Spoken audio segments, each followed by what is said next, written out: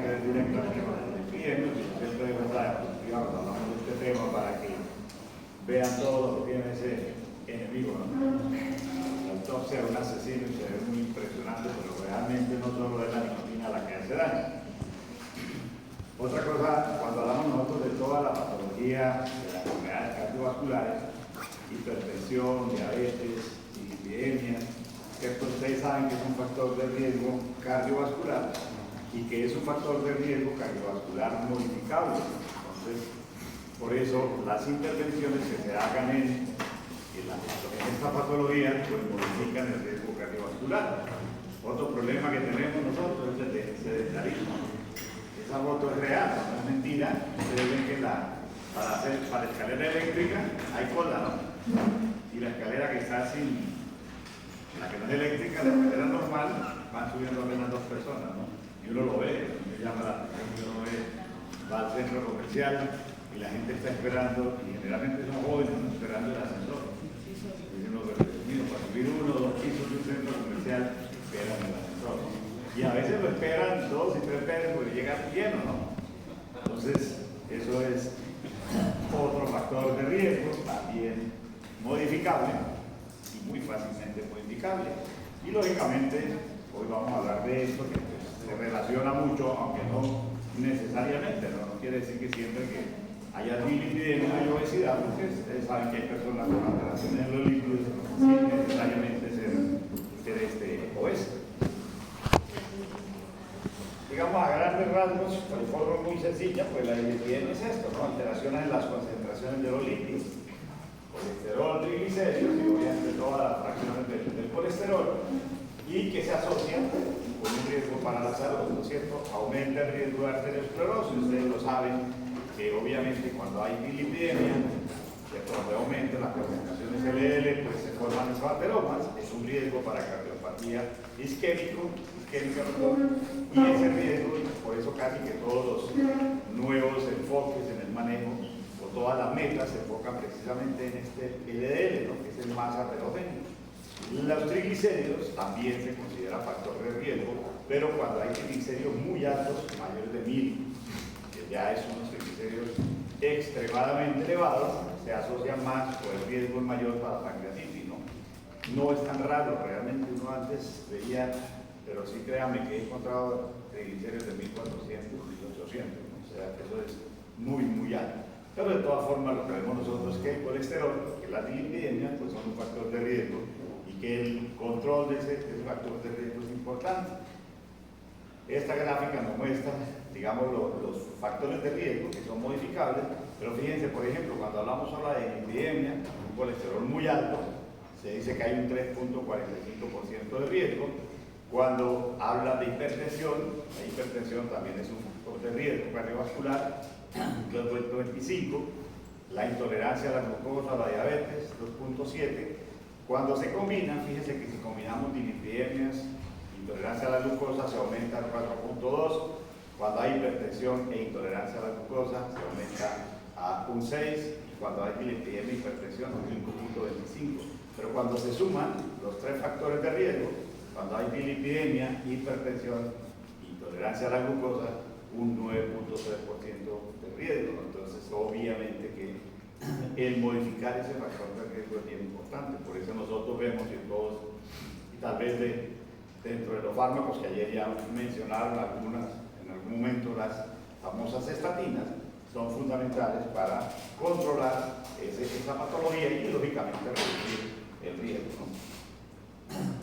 El diagnóstico es muy sencillo, se dice que debe ser o es ideal conocer el nivel, los niveles de lípidos en la sangre en toda persona mayor de 20 años, ya que la mayoría de acá debemos conocer el factor, tener un perfil lipídico mínimo, ¿cierto? ¿Qué es el perfil lipídico mínimo? Colesterol total, colesterol HDL y triglicéridos.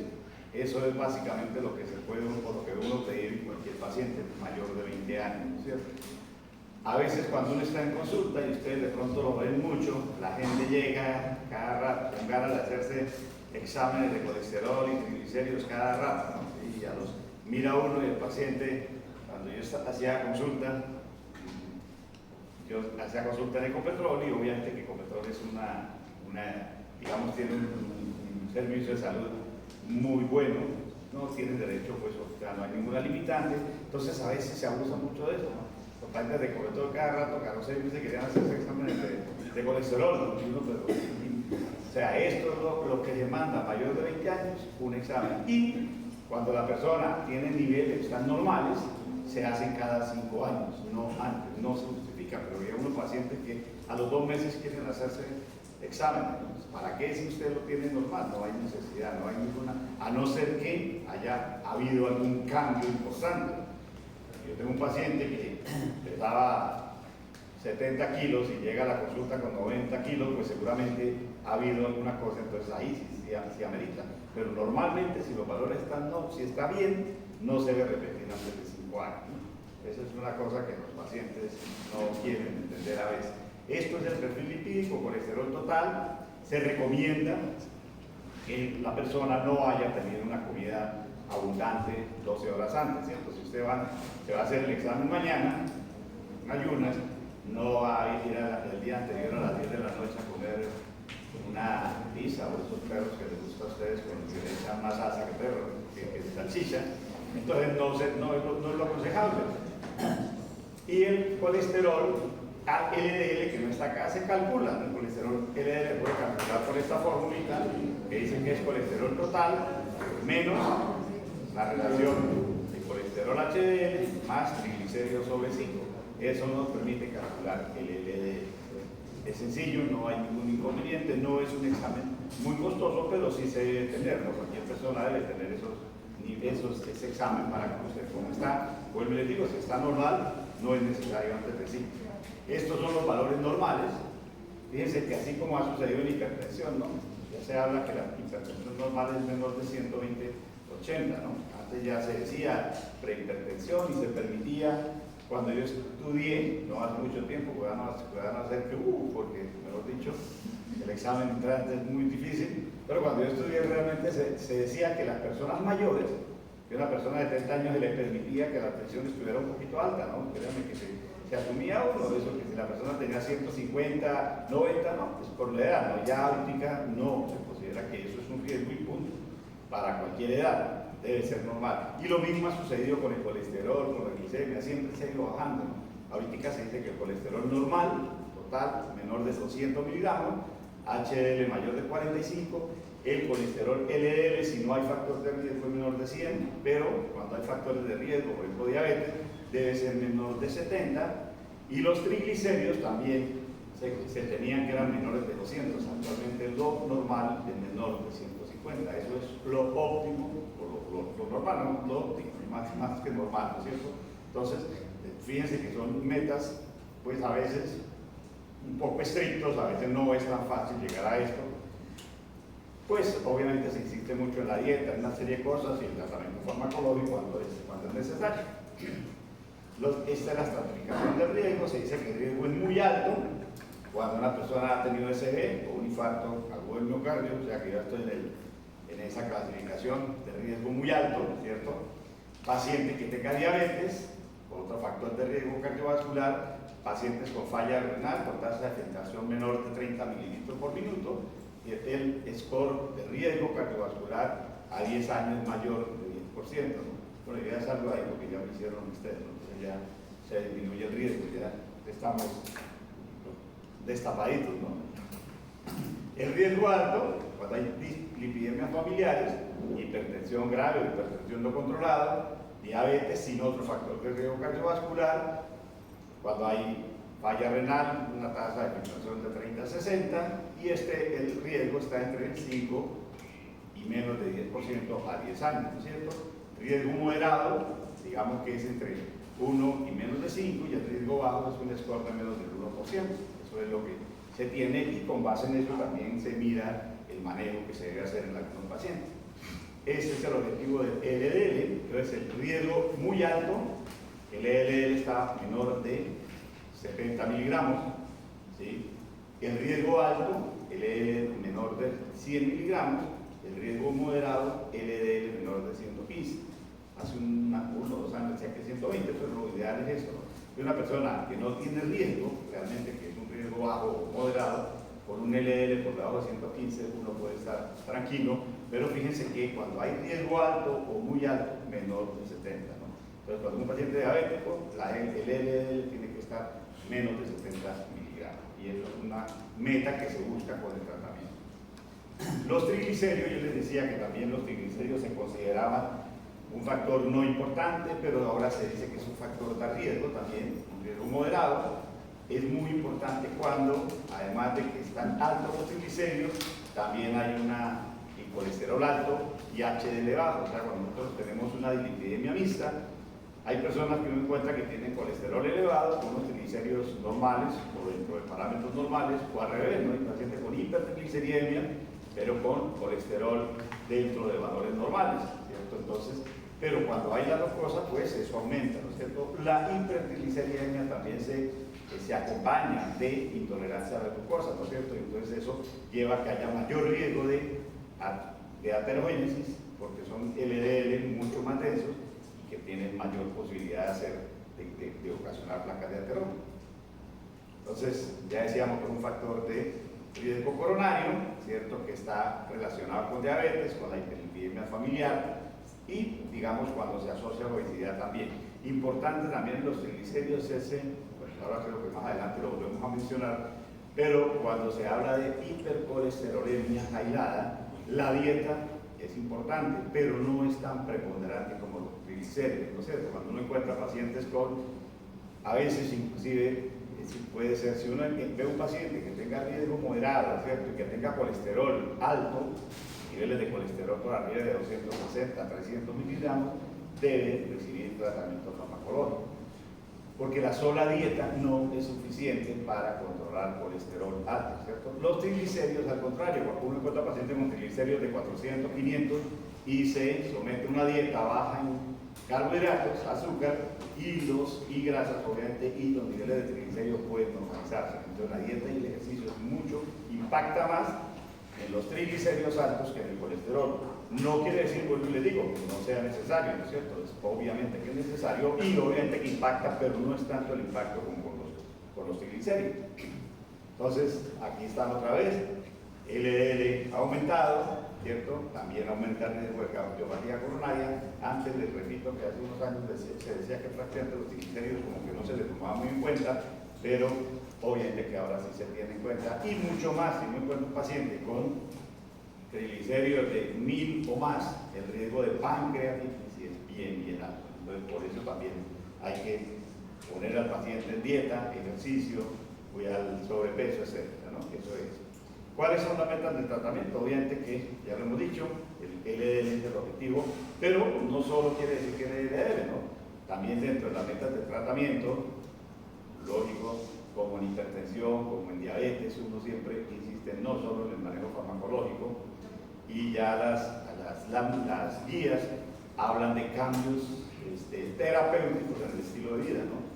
Hace énfasis en eso, en que el cambio en el estilo de vida es terapéutico, porque a veces no es fácil, ¿no? Ustedes se van a enfrentar a pacientes, y cuando uno es un paciente, es más fácil decirle al paciente, mire, toma esta pastillita de estatina, y listo. El paciente no quiere o no queremos hacer dieta, no queremos hacer ejercicio, etc., ¿no? Entonces, no es fácil que la gente cambie el estilo de vida. Entonces, eso a veces es difícil que las personas dejen, pero hay que insistir, no quiere decir que no, pero es un objetivo también. El LDL, colesterol importante, ¿sí? Obviamente ya lo mencionábamos, que lo ideal es por debajo de 70, no del riesgo cardiovascular, también los triglicéridos son menores de 150, y el colesterol HDL, pues también es importante tenerlo alto, por arriba de 45. De todas formas es un factor también protector de riesgo del HDL, ¿cierto? O sea, que los niveles altos de HDL pues disminuyen también el riesgo cardiovascular. Los fármacos no tienen tanto impacto, y ahora lo vamos a ver sobre el HDL. Se ha visto mucho que el HDL, el impacto más importante es el ejercicio.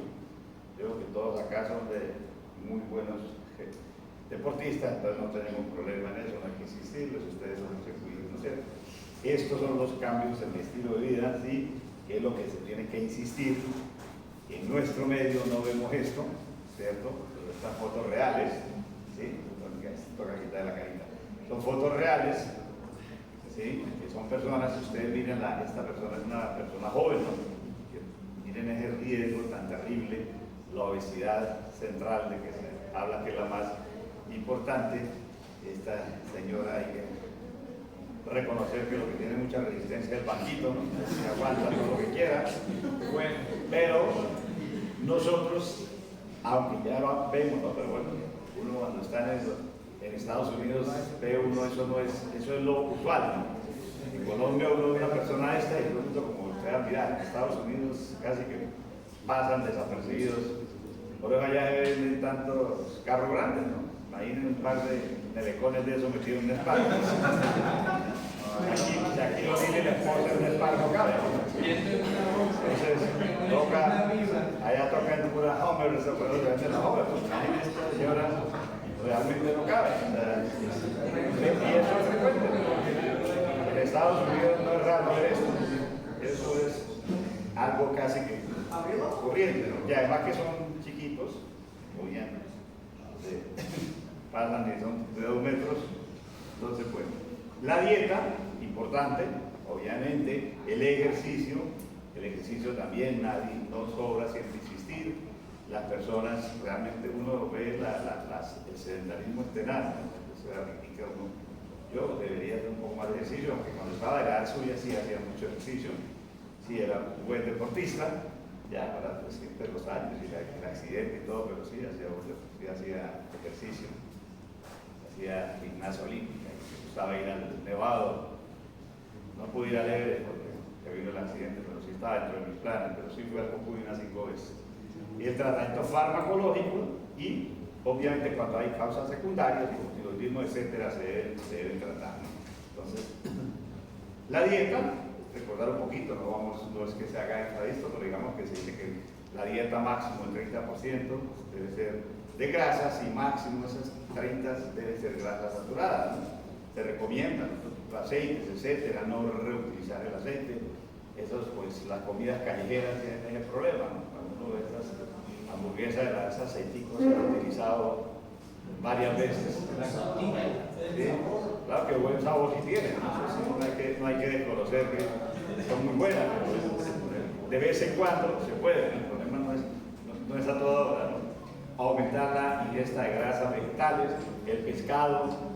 Ustedes oyen siempre hablar del famoso, los pescados de aguas profundas, ¿cierto? El consumo del salmón, de todos estos alimentos. No todos los pescados tienen altos niveles de omega, antioxidantes, pero digamos que en lo posible se puede comer, aunque también hay que ver que comer este tipo de pescado en este momento es bastante costoso, ¿no? Entonces ya se subió demasiado, pero se recomienda también en lo posible, ¿no? Aumentar los antioxidantes, básicamente son las frutas, las verduras, lo que tiene esto, disminuir el consumo de alcohol, ¿no? Hay algunos estudios que recomiendan el consumo o no tanto recomiendan, es muy difícil decir uno que recomienda, pero que se ha visto, la famosa dieta mediterránea, y bueno, en España, en Europa, la gente toma vino con frecuencia, ¿no? Toman vino todos los días, una copa, y eso se ha visto que disminuye el riesgo cardiovascular. El problema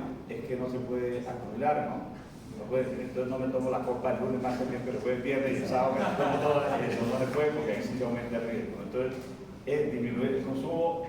En ese sentido, el alcohol digamos, tiene un cierto factor protector, pero lógicamente, vuelvo a decir, desgraciadamente nosotros en nuestro medio no estamos acostumbrados a consumir. Cuando la gente se sienta a tomar, acá es a tomar cerveza hasta que se llenan esas mesas, no sé, en Europa la gente toma un vino y no pasa nada, no siguen en la fiesta, aquí como que es difícil parar. Entonces, esa es la recomendación. Ya les mencionábamos que la dieta siempre ha disminuido los triglicéridos, pero no es tan impactante con el colesterol, no basta únicamente con la dieta. O sea, con seguridad que una persona que tiene un colesterol de 300 no va bajando a niveles normales únicamente con la dieta, a no ser que sea una persona muy obesa y que baje realmente de peso y que no hacía ejercicio y se ponga el ejercicio, es probable, pero lo usual es que va a requerir tratamiento. Y lógicamente requiere tratamiento farmacológico y tal vez la más importante, estrella del tratamiento farmacológico para las dislipidemias son las famosas estatinas, ¿no? Ya ayer lo mencionaron, cuando habla uno de infarto agudo de miocardio, debe tomar estatinas, ¿cierto? Las estatinas, ¿qué es lo que hacen? Este es el mecanismo de acción, es muy sencillo, inhibe la HMG-CoA reductasa, hidroximetilglutarid coenzima A, que es la que tiene que ver en la síntesis del colesterol, o sea, que impide la biosíntesis del colesterol y realmente va a mejorar los niveles de colesterol, disminuye el colesterol total, disminuye el colesterol LDL, aumenta HDL y disminuye el triglicéridos. Pero el efecto más importante de las estatinas es sobre el colesterol y LDL, ¿no es cierto? No impacta tanto sobre los triglicéridos, aunque sí los disminuye un poco. Y tiene otros efectos extralipídicos. Aquí hay un cuadrito, ahí que lo pongo porque lo tengan que aprender, pero esto es lo que yo les mencionaba ayer, ¿no? Los efectos extralipídicos de las estatinas es lo que hace que sean prácticamente indispensables en el paciente que ha tenido o para disminuir el riesgo cardiovascular, ¿ok?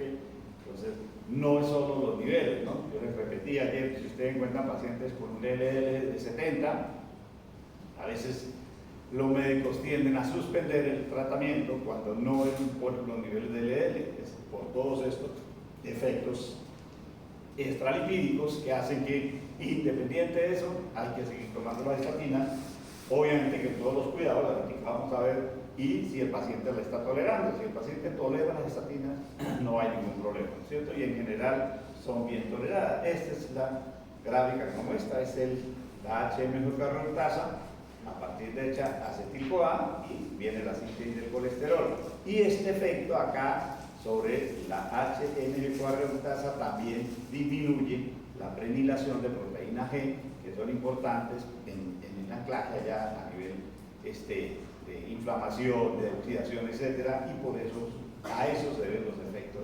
extralipídicos, ¿no es cierto? Entonces, el efecto importante es inhibir la HMG-CoA reductasa, pero al inhibir también la síntesis de este mevalonato para la prenilación, disminuye también o tiene los efectos extralipídicos.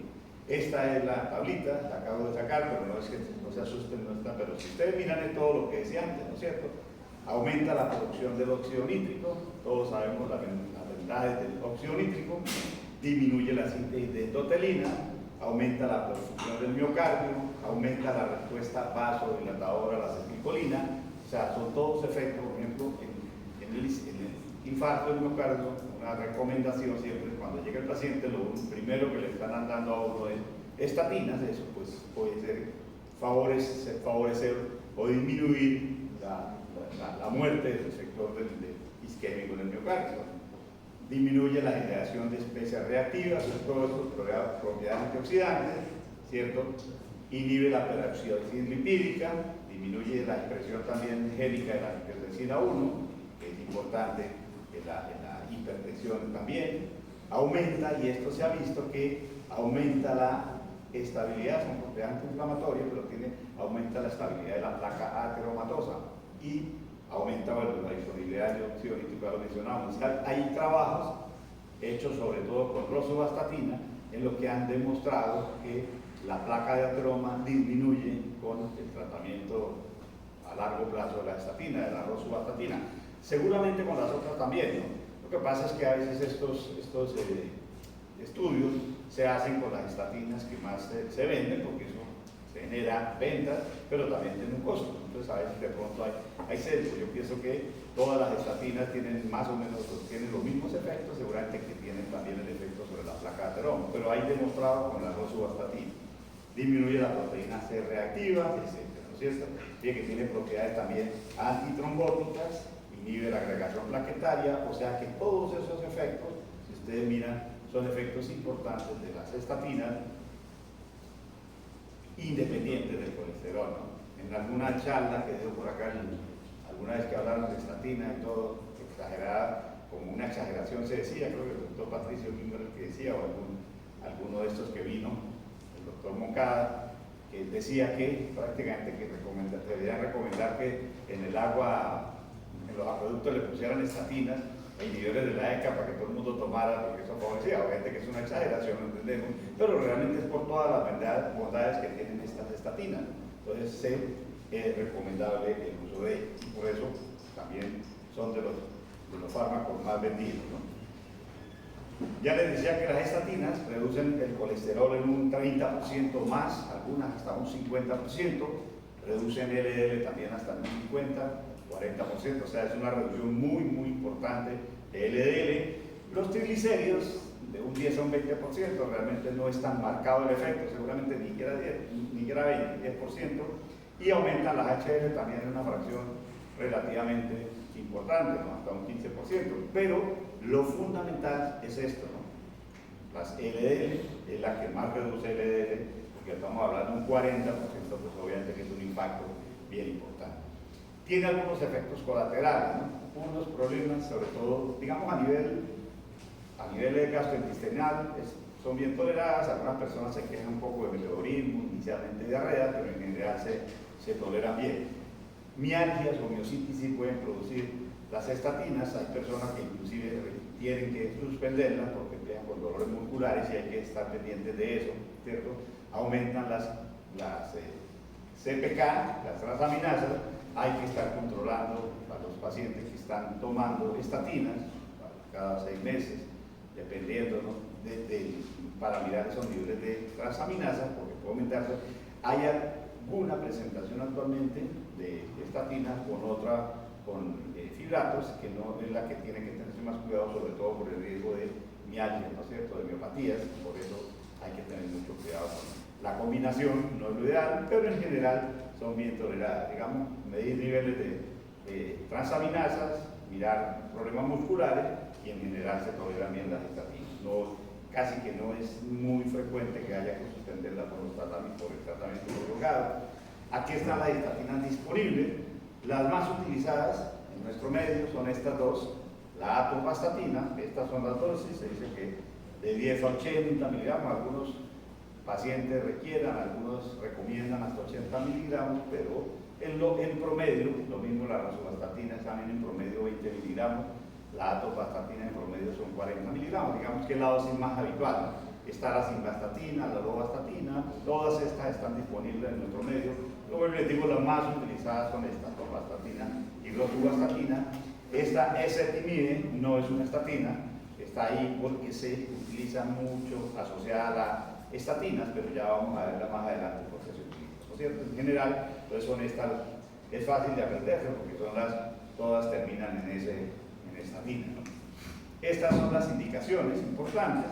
Hipercolesterolemia, bien sea hipercolesterolemias aisladas o mixtas, pero con predominio de colesterol alto, o dislipidemia mixtas, familiar también, pero cuando hay predominio del colesterol. Digamos que esa es la principal indicación. Obviamente estas son indicaciones, si nos estamos refiriendo a las estatinas como manejo hipolipemiante, ¿no? Ya hemos mencionado varias veces pues, que tiene otros efectos y otros usos que no están acá, ¿no? Otras indicaciones. Infarto agudo del miocardio, la coronaria está plenamente justificada. Los otros son los fibratos. Los fibratos lo que hacen es activar esta lipoproteína lipasa, aumenta la secreción biliar del colesterol, y básicamente el efecto más importante de los fibratos precisamente es sobre estos, sobre los triglicéridos, ¿no?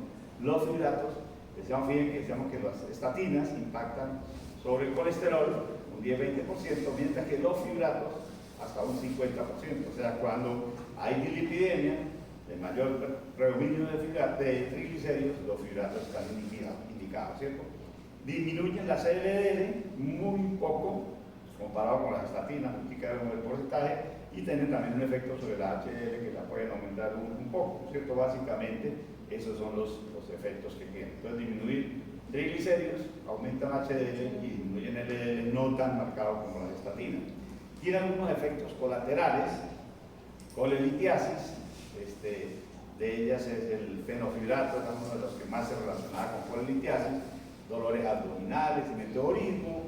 También puede producir, digamos, no es como las estatinas, no hay que estar tan pendiente de las transaminasas, pero se puede que se aumentan, pero sobre todo cuando se combinan estatina más fibrato, ¿no es cierto? Entonces, hay que tener cuidado.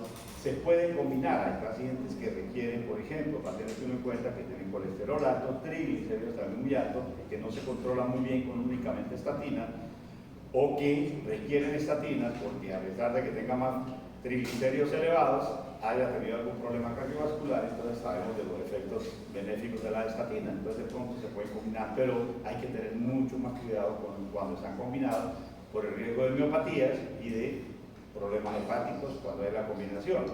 Entonces estas son las indicaciones: hipertrigliceridemia, o sea, cuando hay fundamentalmente triglicéridos elevados, y cuando hay una dislipidemia mixta, pero a expensas de triglicéridos, ¿no es cierto? Si uno ve que es un paciente que tiene colesterol de 200, pero triglicéridos de 300, pues obviamente que los fibratos serían los indicados, ¿no? Si no ha tenido eventos cardiovasculares, pues si no cambiaría un poco la situación.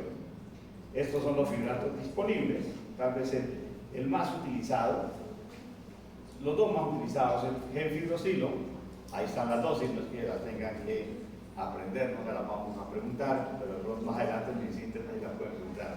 Entonces, la gemfibrosilo, y el otro que se utiliza mucho es el ciprofibrato, dosis de 100 miligramos. Siempre se recomienda, y sobre todo con las estatinas, me olvidaba mencionarle que las estatinas, pero yo sé que ustedes lo recuerdan, se deben dar en horas de la noche, porque es cuando se sintetiza el colesterol. Entonces, el mejor efecto es por la noche. Entonces, siempre se recomienda la estatina y también los fibratos, pero sobre todo las estatinas se recomiendan después de la última comida de la noche, por unos 8 o 9 de la noche, que tome el paciente la estatina, el efecto es mucho mejor, una sola vez al día, ¿cierto? Estos son los famosos aceites de pescado, ¿no? ¿Cierto? Los famosos omega 3, que hay, ya ha pasado un poquito la propaganda, ¿no? Eso decía por allá, ¿no?, un conferencista que no hay nieto que vaya a Estados Unidos y le traiga a la abuelita su frasquito de omega 3, ¿no? Eso está sacar, pero servía para todo, ¿no? No quiere decir que no sirva, claro que sí tiene sus efectos, ¿no es cierto? Pero no sirve, pues, como para todo lo que menciona. De todas maneras, son esos, bueno, ustedes saben que los aceites de pescado, a partir de los inuit, que fueron en Groenlandia, que comen mucho pescado de aguas profundas, y se veía que tenían como una protección de riesgo cardiovascular. Entonces, eso no hay duda de que sirve, ¿no es cierto? Pero sobre todo, lo más importante de los aceites de pescado, los ácidos grasos omega 3, el mayor impacto, es sobre esto, sobre triglicéridos, ¿cierto? Ellos producen la producción hepática, y el efecto más importante es definitivamente la hipertrigliceridemia. ¿Qué ventaja tienen? Digamos, no ventaja, o qué posibilidad buena tienen los aceites de pescado que se pueden combinar con estatinas. De hecho, hay una presentación comercial acá en Colombia de creo que es rosuvastatina o atorvastatina, alguna de ellas combinada con aceites de pescado, omega 3, ¿no es cierto? O sea, en la misma capsulita vienen los dos, y obviamente que eso favorece tanto la parte de la estatina como los triglicéridos, ¿no? Los problemas, obviamente, que el mal sabor en la boca, ¿cierto? El consumo de pescado, de esos aceites de pescado que dan un sabor muy especial, muy característico en la boca. Se dice que, pues, para que una persona, y pues, la recomendación de la Academia, de la Sociedad Colombiana de Cardiología, es que se debe recomendar el consumo de pescado, cualquier forma, pero luego les digo mucho más los pescados de agua profunda, ¿no es cierto? O sea, el salmón y todo eso es mucho más, pero de todas maneras el consumo de pescado se debe recomendar como una buena recomendación en la dieta. Yo le digo, desgraciadamente es el precio, ¿no? Las sardinas también tienen algún efecto. Las sardinas, siempre les digo, no jóvenes, las sardinas de pescado, no las otras sardinas, porque esas tienen riesgo cardiovascular, o pueden tener un riesgo cardiovascular, ¿no? Pueden meter el problema. Entonces, las sardinitas de pescaditos sí son buenas. Aumenta una cosa que hay que tener en cuenta, siempre hay que preguntarle a los pacientes, ¿no? A veces uno se me olvida, y muchos pacientes, muchas personas toman omega 3, toman esas capsulitas de pescado, ¿no es cierto? Muchas, y ello aumenta el tiempo de sangría. Cuando se van a llevar a cirugía, la valoración siempre se le debe preguntar: ¿no está tomando usted alguna omega 3? porque eso, pues, propaganda saca, ¿no? Se compra un frasco, le regalan 2 y después le da 3, entonces algunos de esos que traen de por allá no son de muy buena calidad, porque en Estados Unidos eso se considera un suplemento y no tiene el mismo rigor de un medicamento, entonces parece, o no parece, muchos de esos aceites los sacan de pescados que pescan por allá en la zona del Japón, de China, donde hay contaminación con mercurio, entonces hay que tener cuidado con eso. ¿No? Aquí hay presentaciones, aquí un laboratorio, no es que yo trabaje con el laboratorio, mucho menos, pero CAPS que tiene unas presentaciones de aceite omega 3, realmente con todas las condiciones, o sea, como un medicamento. Entonces, están indicados en hipertriglicéridos, realmente eso. Digamos, hay algunos estudios también que dicen que disminuyen, también tiene propiedades antioxidantes, que tiene propiedades antiinflamatorias, pues de todas formas, no, digamos, no hace daño. Si a la persona le gusta el pescado, si de pronto consume estos aceites omega 3, no es que le haga mal, o sea que lo puede hacer porque tienen algunas ventajas, tienen algún efecto sobre los lípidos, ¿no? Y otro fármaco que tiene todos estos efectos farmacológicos, no se conoce el mecanismo de acción, pero que tiene un inconveniente, ¿sí? Que es el ácido nicotínico, la niacina. La niacina, el problema que está por acá es que realmente es un fármaco muy interesante en el sentido de que, bueno, disminuye la lipólisis, disminuye la esterificación de los triglicéridos, tiene un efecto importante sobre los triglicéridos, ¿cierto? Aumenta también la actividad de la lipoproteínasa y tiene un efecto muy importante sobre los triglicéridos, LDL, pero el ácido nicotínico eleva bastante las HDL, o sea, tiene un efecto muy bueno sobre las HDL. El problema es vasodilatación cutánea. El ácido nicotínico produce un flushing muy molesto para el paciente. Hace un tiempo había una presentación, inclusive había una presentación de ácido nicotínico de forma retal que podía reducir un poco esa vasodilatación cutánea, pero fue retirado del mercado. En este momento estoy seguro que no se consigue por esos problemas, no lo toleraban muy bien las personas, ¿no? Todos estos efectos también de náuseas, dispesia, hiperpigmentación también eran muy frecuentes, ¿no? Pero entonces, básicamente, más molesto para los pacientes es un flushing que las personas no toleraban eso, a pesar de que veían los efectos sobre los triglicéridos, sus HDL, etcétera, pero realmente era el inconveniente que tenían que suspender, ¿no? Entonces, ese es uno de los problemas. Y la otra que mencionamos ahí, que es la famosa ezetimiba, estaba ahí con las estatinas, porque la ezetimiba lo que hace es impedir la absorción gastrointestinal del colesterol. Entonces, cuando la persona consume las grasas y el tipo de alimento que tenga grasas, colesterol, evita la absorción gastrointestinal. Por eso hay presentaciones comerciales que tienen la combinación de estatinas más ezetimiba, que es un doble efecto muy importante, porque por un lado tenemos todos los efectos de la estatina y por otro lado estamos evitando que se absorba el colesterol, por lo tanto el efecto sobre los lípidos es bastante mejor que cuando se da la estatina sola. Esa es una de las recomendaciones. Se puede utilizar solo y también disminuye el colesterol y tiene los efectos sobre los lípidos, pero mucho más cuando se combina, ¿no? Es mucho más cuando estamos dándolos junto con las estatinas, por obvias razones, ¿no? Esta tablita simplemente no es para que nos tengamos a aprender, ¿cierto? Pero nos está mostrando acá los efectos de las estatinas, ¿cierto? El efecto sobre todo es más sobre LDL, podemos decir que en promedio llega hasta el 50%. Los fibratos, el efecto es mucho más sobre triglicéridos, disminuyen hasta un 50% los triglicéridos. Este lo deja acá, que no tengo en las diapositivas aparte, que son las resinas secuestrantes de ácidos biliares o la colestiramina.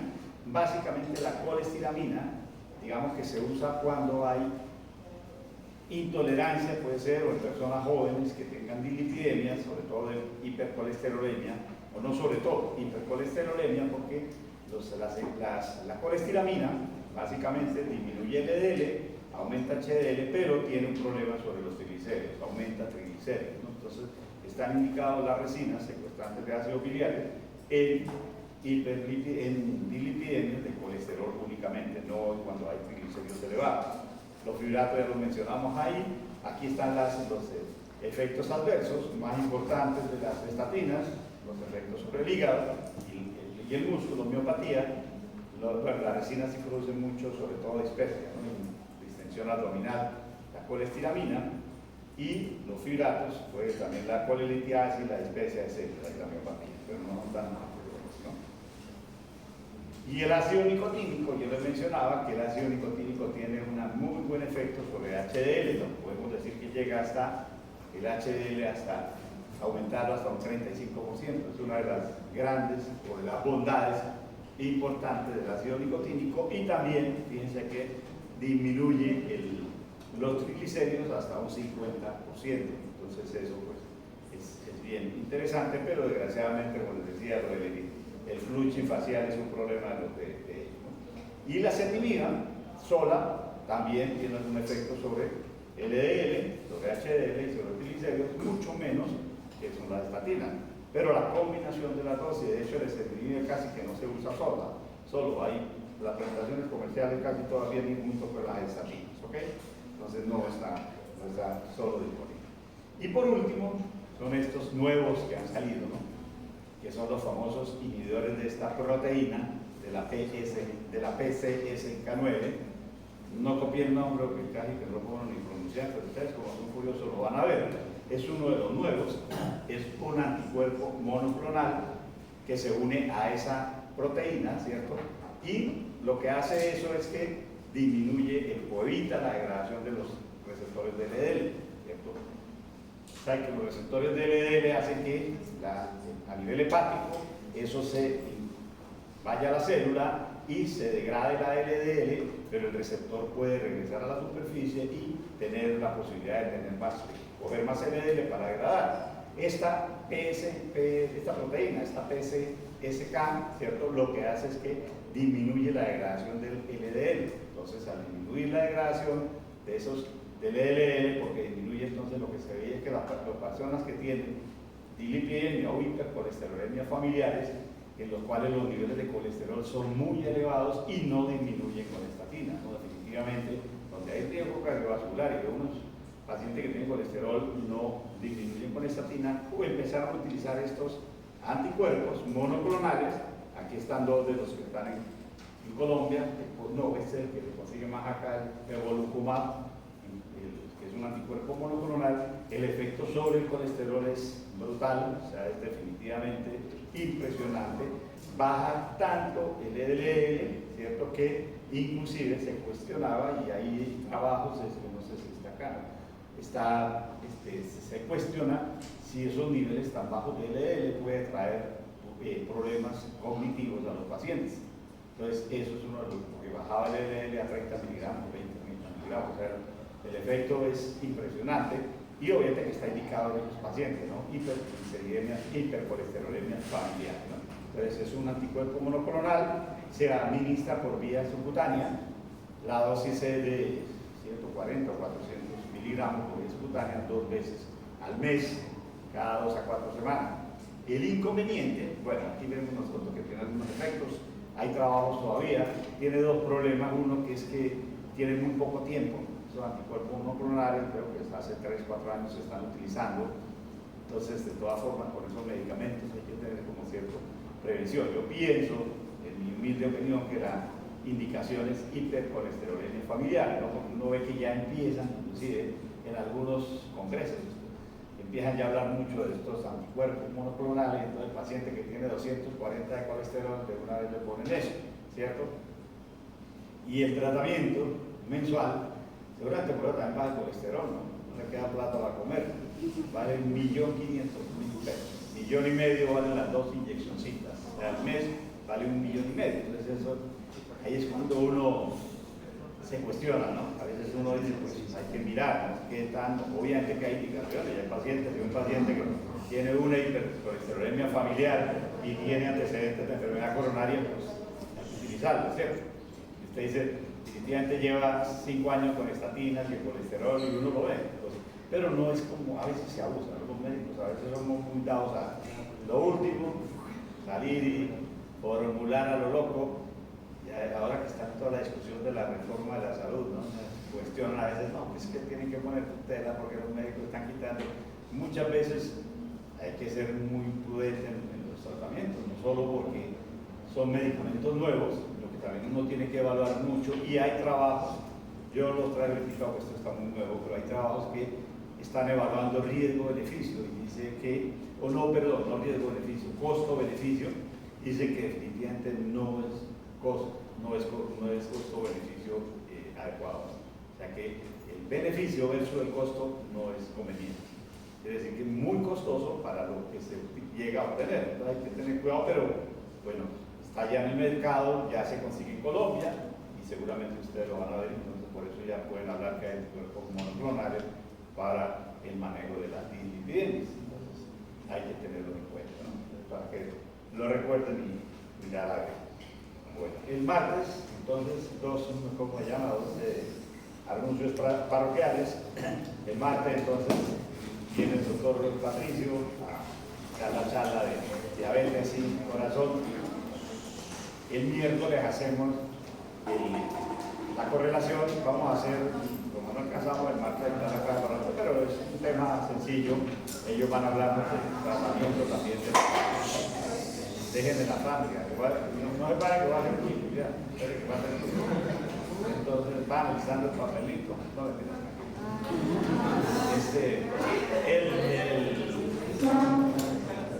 el miércoles hacemos la correlación de tiroides, quedamos para la otra semana, ya nos queda tratando lo de diabetes. Y lo otro ya creo que, parece que estaba uno, pero creo que ya quedaron todos, mandaron la tarea, muy bien. Algunos no pusieron el correo institucional. ¿Será que no tienen? Algunos no tienen todavía.